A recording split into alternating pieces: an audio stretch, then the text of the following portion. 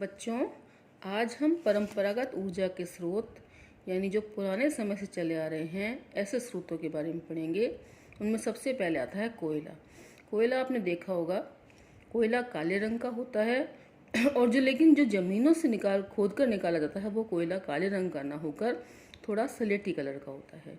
उसको पत्थर का कोयला भी कहते हैं। और काले रंग का कोयला जो होता है वो लकड़ी को जलाकर प्राप्त किया जाता है। आपने अक्सर काले रंग का कोयला देखा होगा, लेकिन जो ऊर्जा देने के लिए जो ज़्यादा ताकतवर जिसमें जिसमें ज़्यादा शक्ति होती है वो पत्थर का कोयला होता है।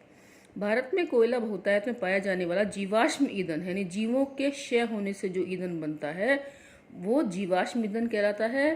पेड़ पौधे, पत्ते वगैरह और जानवर वगैरह ज़मीन में दब जाते हैं। बरसों तक जब वो दबे रहते हैं और उनके ज़मीन के अंदर जो रासायनिक क्रियाएं होती हैं उसके फलस्वरूप जो चीज़ बनती है वो कोयला है। कोयले को खदानों में से निकाला जाता है। बहुत गहरी खदानें होती हैं जिनमें से कोयला लिफ्ट के जरिए नीचे उतरा जाता है। उसके बाद कोयला खोदा जाता है। यह देश की ऊर्जा आवश्यकताओं का महत्वपूर्ण भाग प्रदान करता है। इसका उपयोग ऊर्जा उत्पादन, उद्योगों और घरेलू जरूरतों के लिए ऊर्जा की आपूर्ति के लिए किया जाता है। भारत अपनी वाणिज्यिक ऊर्जा आवश्यकताओं की पूर्ति तो मुख्यतः कोयले पर निर्भर है।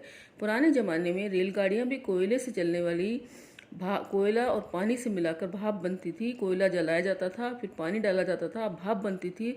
उस भाप से जो है वो रेल के इंजन चला करते थे। वर्तमान में डीजल से और बिजली से चलने लग गए हैं। जैसा कि आप पहले से ही जानते हैं कि कोयले का निर्माण पादप पदार्थ यानी पौधों के लाखों वर्षों तक संपीड़न जमीन में दबने से हुआ है। इसलिए संपीड़न की मात्रा, गहराई और दबने के समय के आधार पर कोयला अनेक रूपों में पाया जाता है। दलदलों में, दलदल होता है इसमें पैर फंस जाता है आदमी का, गीला कीचड़ बहुत ज़्यादा हो जाता है।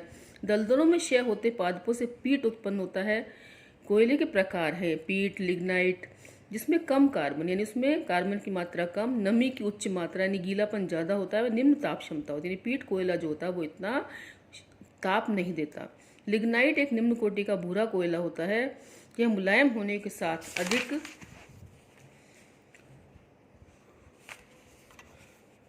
नमी युक्त होता है, यानी इसमें भी नमी की मात्रा जो होती है वो ज़्यादा होती है। लिग्नाइट के प्रमुख भंडार तमिलनाडु के नेवेली में मिलते हैं। तमिलनाडु जो कि एक राज्य है जहाँ की राजधानी जो है वो चेन्नई है, वहाँ पर लिग्नाइट के भंडार मिलते हैं। लिग्नाइट कोयले के और विद्युत उत्पादन में प्रयोग किए जाते हैं।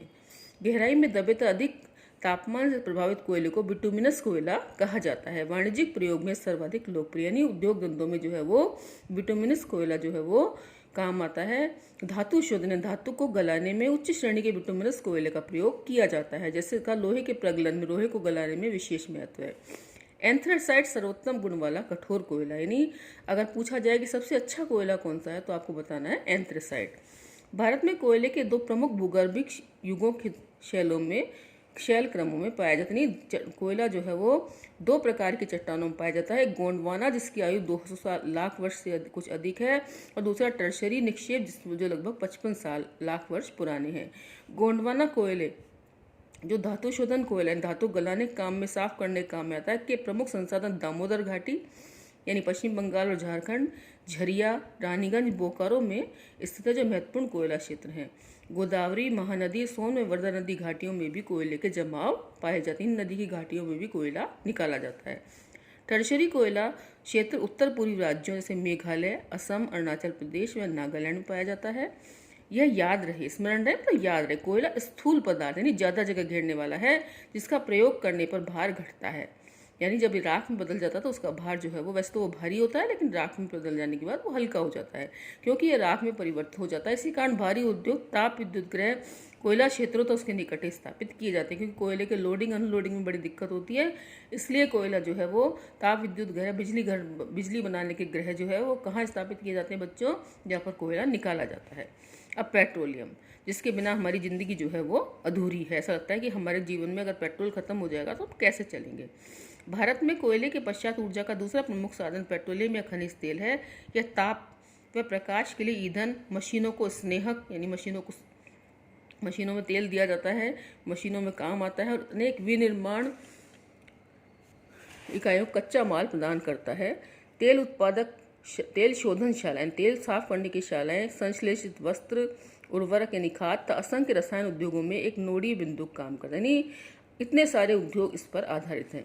भारत में अधिकांश पेट्रोलियम की उपस्थिति टर्शरी युग की शैल संरचना, टर्शरी युग की चट्टानों में अपनती व भ्रंश ट्रैप में पाई जाती है। वलन, अपनती और गुंबदों वाले प्रदेशों में यह वहाँ पाया जाता है जहाँ उद्वलन के शीर्ष में तेल ट्रैप हुआ होता है, यानी ऊपर की तरफ तेल जमा हुआ होता है। तेल धारक परत रंध्र, चूना पत्थर या बालू पत्थर होता है, इससे तेल प्रवाहित हो सकता है। मध्यवर्ती असंरंध्र परतें तेल को ऊपर उठने व नीचे रिसने से रोकती हैं। ऊपर चूने की परत होती है, बीच में तेल होता है, जिससे कि ना तो तेल नीचे जा सकता है ना ऊपर आ सकता, मतलब उसको रिस नहीं सकता वो।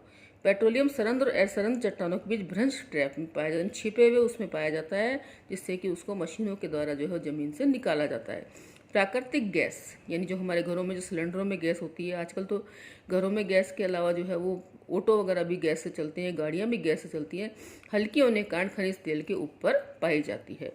भारत में मुंबई हाई, गुजरात और असम प्रमुख पेट्रोलियम उत्पादक क्षेत्र हैं। भारत के मानचित्र में 3 प्रमुख अपतटीय तेल क्षेत्र चिन्हित करें। अब जब मानचित्र आता है परीक्षा में तो इस तरह का पूछ लिया जाता है। अंकलेश्वर गुजरात का सबसे महत्वपूर्ण तेल क्षेत्र है। असम भारत का सबसे पुराना तेल उत्पादक राज्य है। डिगबोई, नहरकटिया और मोरन हुग्रीजन इस राज्य के महत्वपूर्ण तेल उत्पादक क्षेत्र हैं। प्राकृतिक गैस, प्राकृतिक एक गैस एक महत्वपूर्ण स्वच्छ ऊर्जा संसाधन, इससे इसके उपयोग करने पर जो है ज़्यादा कालापन नहीं आता बर्तनों में, साफ सफाई से इसका उपयोग होता है, जो पेट्रोलियम के साथ अथवा अलग भी पाई जाती है। इसे ऊर्जा के एक साधन के रूप में तथा पेट्रो रसायन उद्योग में औद्योगिक कच्चे माल के रूप में प्रयोग किया जाता है। कार्बन डाइऑक्साइड के कम उत्सर्जन के कारण प्राकृतिक गैस को पर्यावरण अनुकूल माना जाता है। प्रश्न है कि प्राकृतिक गैस को पर्यावरण अनुकूल क्यों माना जाता है? क्योंकि ये कार्बन डाइऑक्साइड को कम उत्सर्जन करती है, लेकिन यह वर्तमान शताब्दी का ईंधन है। कृष्णा गोदावरी नदी बेसिन में प्राकृतिक गैस के विशाल भंडार खोजे गए हैं। पश्चिमी तट के साथ मुंबई हाई और सन्निध्य क्षेत्रों खंबात की खाड़ी में पाए जाने वाले तेल क्षेत्र संपूरित करते हैं। अंडमान निकोबार द्वीप समूह महत्वपूर्ण तेल क्षेत्र है, जहाँ प्राकृतिक गैस के विशाल भंडार पाए जाते हैं। 1700 किलोमीटर लंबे हजीरा विजयपुर जगदीशपुर HVJ जो गैस पाइपलाइन है, मुंबई हाई और बसीन को पश्चिमी और उत्तरी भारत के उर्वरक व अन्य औद्योगिक क्षेत्रों से जोड़ती है, यानी एक पाइपलाइन डाली गई है जमीन के नीचे जिससे कि गैस आती है। इस धमनी से भारत के गैस उत्पादन को सम्मिश्रण मिलता है। जैसे आपने पढ़ा होगा कभी कि धमनियों और शिराओं से रक्त प्रवाह होता है, इस तरह से ये भी एक धमनी है जिसके द्वारा भारत को गैस का उत्पादन मिलता है।